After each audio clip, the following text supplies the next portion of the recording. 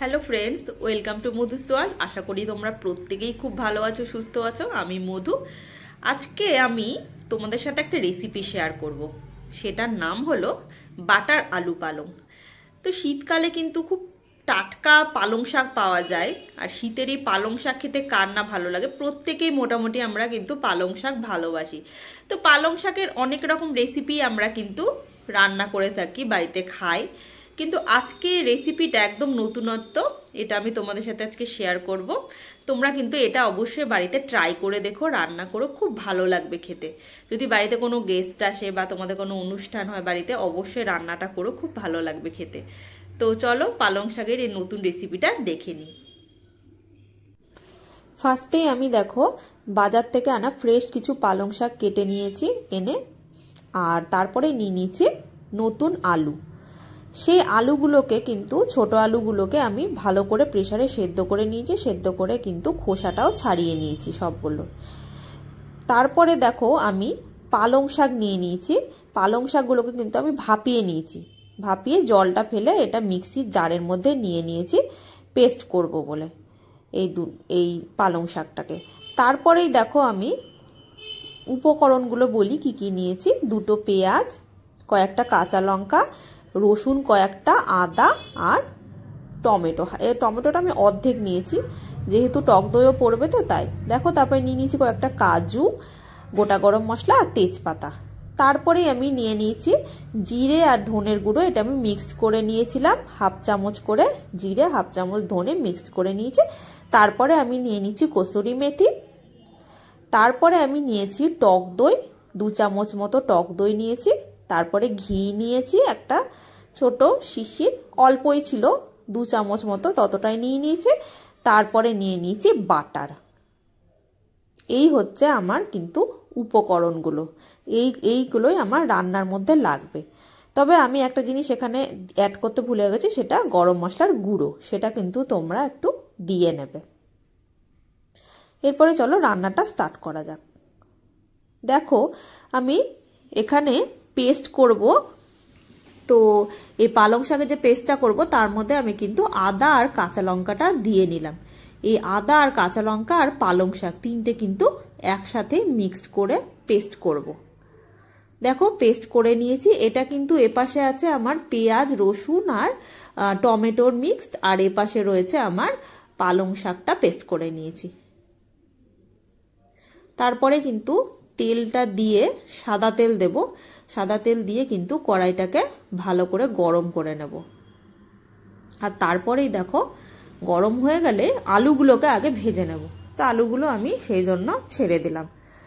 এইবারে কিন্তু আলুগুলোকে ভালো করে ভাজা হবে, যেহেতু সেদ্ধ করা আলু তো একটু ভালো করে না ভাজলে কিন্তু আলুগুলোর টেস্ট লাগবে না।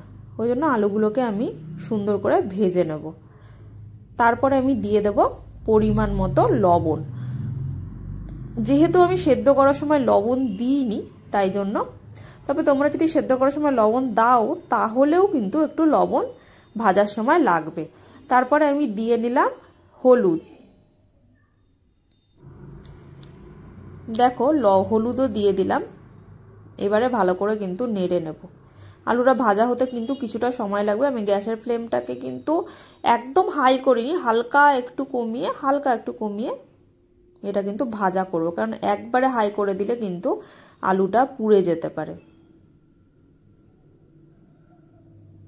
তো দেখো আমার আলুটা কিন্তু সুন্দর ভাজা হচ্ছে। তবে এইদিকে খেয়াল রাখতে হবে, যেহেতু সেদ্ধ আলু তো মানে কড়াইয়ের নিচে লেগে যাওয়ার চান্স আছে, ওই জন্য অনবরত কিন্তু নাড়তে হবে, ছেড়ে দিলে হবে না, খেয়াল রাখতে হবে। দেখো আলুগুলো এবার কিন্তু আমার ভালো মতো ভাজা হয়ে গেছে। তো তলায় ওই দেখো লেগে না যায় সেই জন্য কিন্তু আমি বারবার করে নেড়ে দিচ্ছি। তো দেখো আলুগুলো সুন্দর কিন্তু ভাজা হয়ে গেছে।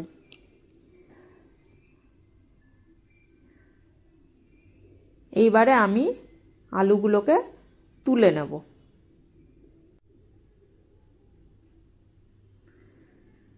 এবারে কিন্তু আলুগুলোকে আমি দেখো আস্তে আস্তে করে তুলে নেব। আমি এটা কিন্তু ঢেলেও নিতে পারতাম আলুগুলো, কিন্তু ঢেলে নিলে বাদবাকি যে তেল সবটা শুদ্ধই চলে আসবে, ওই জন্য আলুগুলোকে যতটা পারলাম ছেঁকে ছেঁকে তুলে নিলাম। দেখো সব আলুগুলো তুলে নিয়েছি। তোমরা চাইলে আলুর পরিমাণটা একটু বেশিও দিতে পারো, আমাদের বাড়িতে খুব একটা কেউ খেত না বলে আমি অল্পই দিয়েছি। তারপরে দেখো কড়াইটা কিন্তু আবার গরম করে নিলাম, গরম করে তার মধ্যে কিন্তু সাদা তেল দিয়ে দিলাম পরিমাণ মতো, আর সাদা তেল দেবো, আর সাথে কি দেবো, ঘি। ঘি এখানে আমার অলমোস্ট 2 চামচের মতো ছিল, সেটুকুই আমি কিন্তু দিয়ে দিলাম।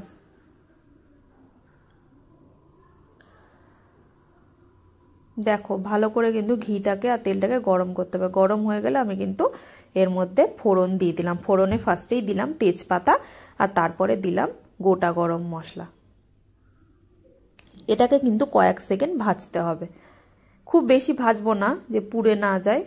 আবার কিছুক্ষণ যাতে গরম মশলার ফ্লেভারটা ওঠে অতক্ষণই হালকা করে একটু নেড়ে চেড়ে নেব।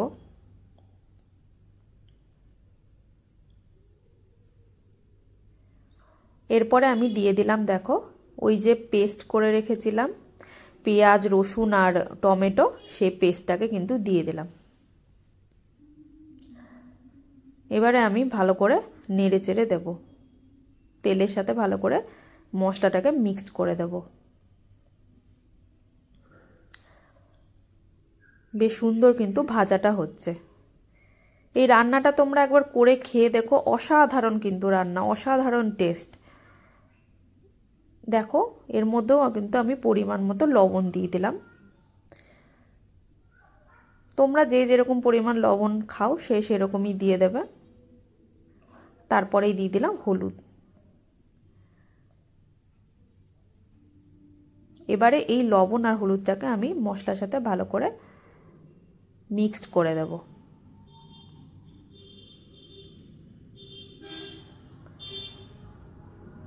খুব সুন্দর করে মিক্সড করে দেব। দেখো ভালো করে কিন্তু কষাতে হবে। একটা কথা মনে রেখো, রান্নার টেস্টটা কিন্তু ডিপেন্ড করে কষানোর উপরে।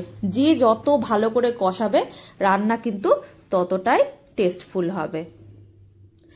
কষানোটার মধ্যে কিন্তু ধৈর্য লাগে, ধৈর্য ধরে কিন্তু কষাতে হবে যে কোনো রান্নাতেই। এই যে আমি এখানে মশলাটা কষাচ্ছি, এর মধ্যে আছে পেঁয়াজ রসুন আর টমেটো, এটার যাতে কাঁচা গন্ধটা না করে তার জন্য কিন্তু আমি আস্তে আস্তে করে কষিয়ে নিচ্ছি।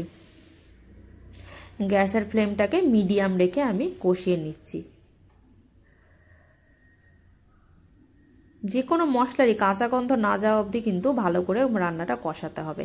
আর তারপরেই দেখো দিয়ে দিলাম ওই পালং শাকের যে পেস্টটা করে রেখেছিলাম সেটা দিয়ে দিলাম।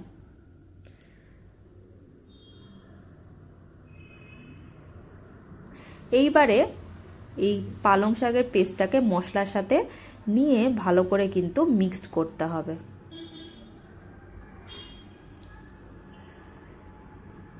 এটা কিন্তু পাতাটা যেহেতু বাটা, এটাকে কিন্তু ভালো করে ভাজতে হবে। দেখবে রান্নাটা হয়েছে কিনা কি করে বুঝবে, যে কালারটা কিন্তু হালকা চেঞ্জ হয়ে যায়, তখনই বুঝতে পারবে রান্নাটা কিন্তু হয়ে গেছে। কিন্তু এখন তো একেবারেই কাঁচা, এখন ভাপানো আছে অল্প। এরপরেই আমি দিয়ে দিলাম দেখো জিরে ধনের গুঁড়োটা। তবে জিরে ধনের গুঁড়োটা কিন্তু আমি জলের মধ্যে আর ভিজিয়ে রাখিনি, যেহেতু পাতার মধ্যে আমার জল আছে তো তার জন্যই আমি আর এক্সট্রা করে এটা জলে ভেজাইনি, ওই জন্য গুঁড়োটাই ডাইরেক্ট ওইভাবে দিয়ে দিলাম। তবে তোমরা যদি ভাজা জিরে গুঁড়ো দিতে চাও সেটাও দিতে পারো, তাতেও কোনো অসুবিধে নেই। এটাকে কিন্তু ভালো করে মিক্সড করতে হবে। খুব সুন্দর কিন্তু একটা এবার গন্ধ এসেছে।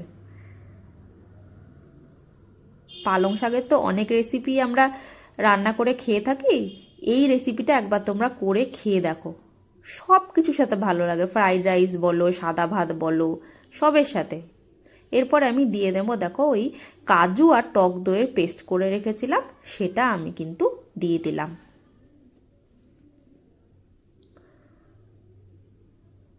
এটাকেও কিন্তু ভালো করে মিক্সড করে নেব।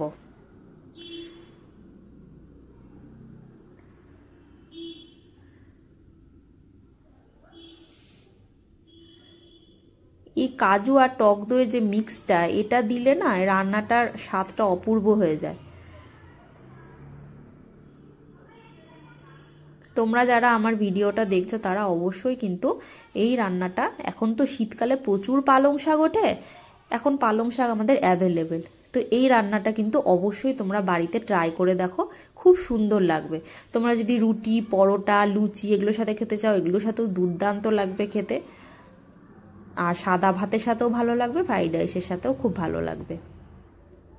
আমি দেখো বারবার করে নেড়ে নিচ্ছি, কেন যেহেতু কাজু বাদাম পেস্ট আছে, তো কাজু বাদাম থাকলে কিন্তু কড়াইয়ের নিচে অনেক সময় লেগে যায়, অনেক সময় না লাগেই, ওই জন্য ভালো করে আমি কিন্তু নেড়ে নিচ্ছি।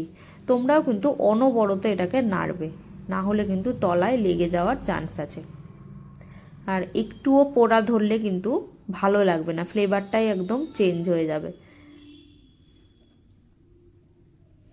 দেখো হালকা কিন্তু কালারটা চেঞ্জ হচ্ছে, অল্প একটু চেঞ্জ কিন্তু হয়েছে। যেহেতু আমি টক দই দিয়েছি তাই জন্য আমি কিন্তু এখানে একটুখানি চিনি দিয়ে দিলাম ব্যালেন্স করার জন্য। আমি টকের জন্য টক দইও দিয়েছি, আবার যে অল্প একটু টমেটো দিয়েছি।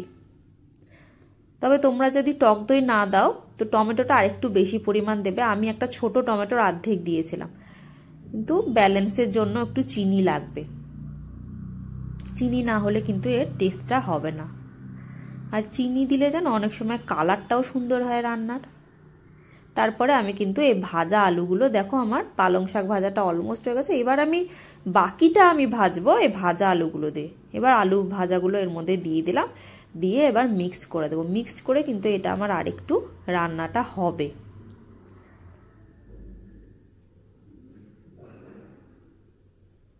দেখো গন্ধটাও কিন্তু খুব সুন্দর বেরিয়েছে।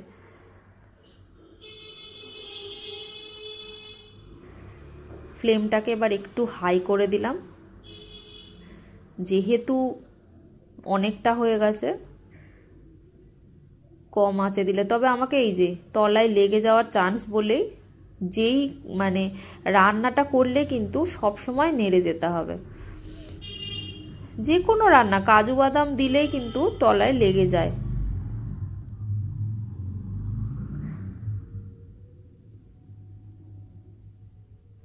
খুব সুন্দর কিন্তু একটা গন্ধ বেরিয়েছে রান্নার, অসাধারণ গন্ধটা লাগছিল। আমি তো তখনই ভাবছিলাম যে এত সুন্দর গন্ধ বেরিয়েছে না, সারা বাড়ি একবারে গন্ধে ভরে গেছে। তো এই দেখো আমি একটুখানি ওপর দিয়ে লবণ দিয়ে নিলাম, যেহেতু লবণটা আমার কম হয়েছিল তাই জন্য। তোমরা তোমাদের স্বাদ মতো লবণটা দেবে। আমি এই রান্নাটা করেছিলাম, এটা আমি সাদা ভাত দিয়ে খেয়েছিলাম, আমার খুব ভালো লেগেছে।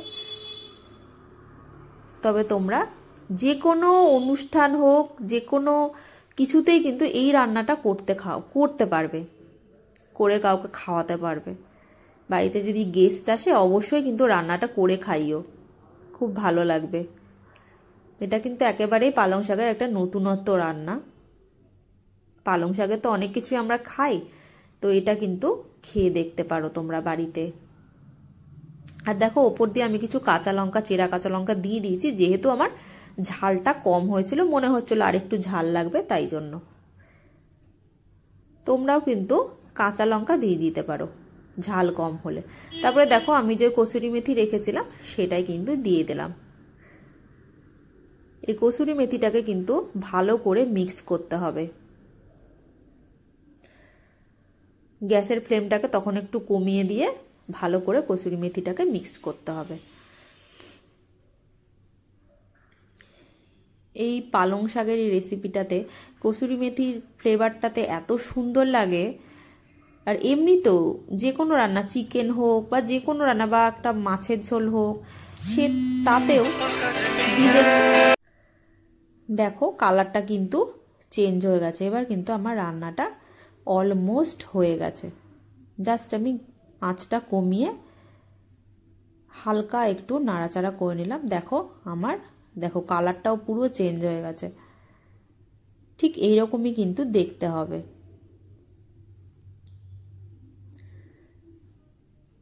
তারপরে আমি দিয়ে দিলাম দেখো গরম মশলার গুঁড়ো।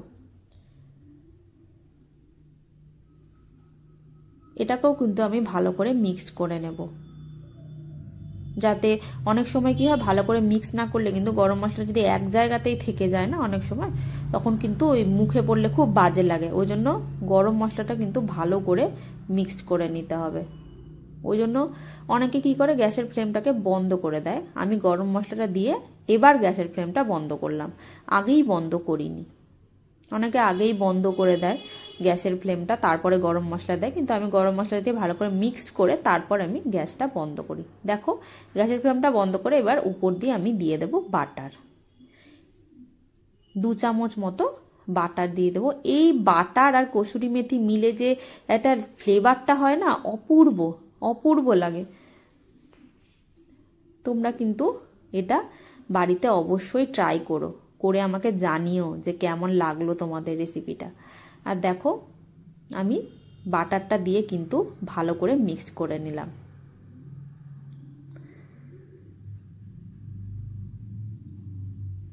যেরকম কালারটা হয়েছে সেরকম খেতেও কিন্তু অপূর্ব হয়েছে। দেখো কি অপূর্ব লাগছে দেখতে, খেতেও কিন্তু অসাধারণ হয়েছে। তো আজকের রেসিপিটা কেমন লাগলো জানাতে ভুলবে না কিন্তু। তো চলো দেখা হবে নেক্সট কোনো ভিডিওতে। ততক্ষণ কিন্তু ভালো থেকো, সুস্থ থেকো।